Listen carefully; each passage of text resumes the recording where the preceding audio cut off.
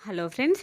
ఇంగా బర్త్‌డే నడుస్తూ ఉందనమాట. లంచ్‌లోకి డిఫరెంట్ ఐటెమ్స్ పెట్టిర్రు. వెజ్‌లోకొచ్చేసి సాంబార్, పాలకూర పప్పు, బీరకాయ బబ్బర్లు పెట్టిరనమాట. మా బర్త్‌డేకి చేసిన రాజేష్ అన్నయ్యనే వీళ్ళకి గూడా అరేంజ్ చేసిరనమాట. చాలా బాగుండే వెజ్, నాన్ వెజ్ అన్ని కర్రీస్ గూడా.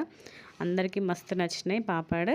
నాన్ వెజ్‌లోకొచ్చేసి bagara rice, chicken curry, mutton curry పెట్టిరనమాట.